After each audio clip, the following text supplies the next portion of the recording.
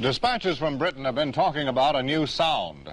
For a while, we thought the new sound was Prime Minister Douglas Hume describing himself as a simple man of the soil. But that's not what they meant. Our expert in such matters is NBC News reporter Edwin Newman. The hottest musical group in Great Britain today is the Beatles. That's not a collection of insects, but a quartet of young men with pudding bowl haircuts and who spell Beatles B-E-A-T-L-E-S.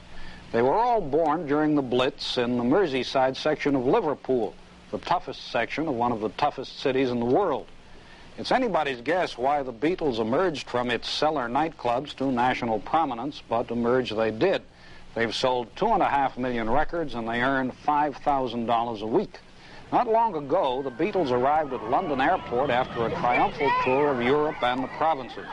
They were greeted by their hardcore fans, the compulsive screamers, mostly female, mostly between the ages of 10 to 16.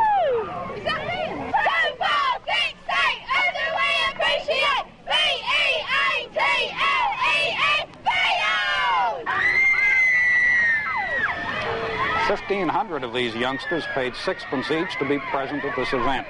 Prime Minister Sir Alec Douglas Hume had hoped to use the airport at the same time. The police advised him not to, so he waited until the Beatles were whisked away. To understand just what all the shouting and screaming is about, or maybe not to understand it at all, one must take a good look at the Beatles and listen to their music, much of which they write themselves. This is their smash hit, From Me to You.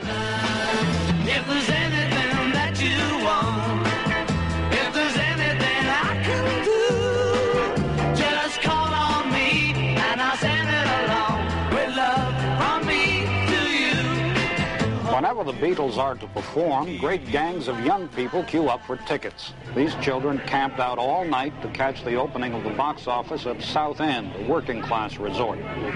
2,000 queued for tickets in Coventry. 4,000 stood all night in the rain in Newcastle. Those who study such things say that at last the British juvenile has someone immediate to identify with, not some distant American rock and roll hero. This weekend, under police protection, the Beatles appeared at the Winter Garden in Bournemouth. There was a near riot. This is the actual sound of a performance by the Beatles. The sound they make is called the Mersey sound because Liverpool is on the Mersey River. The quality of Mersey is somewhat strange.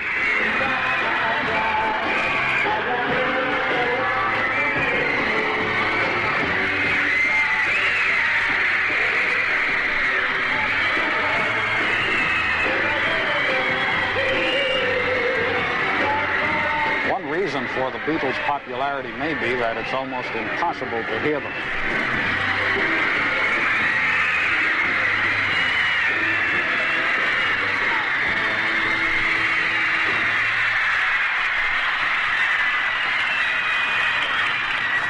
The London Times has carried the sobering report that the Beatles may bring their Mersey sound to the United States, to which it may be rejoined, "Show us no Mersey."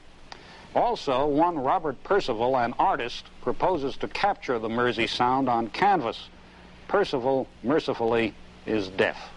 Edwin Newman, NBC News, reporting. So anyone looking for some mute, inglorious Milton will just have to keep on looking. Good night, David. Good night, Chet.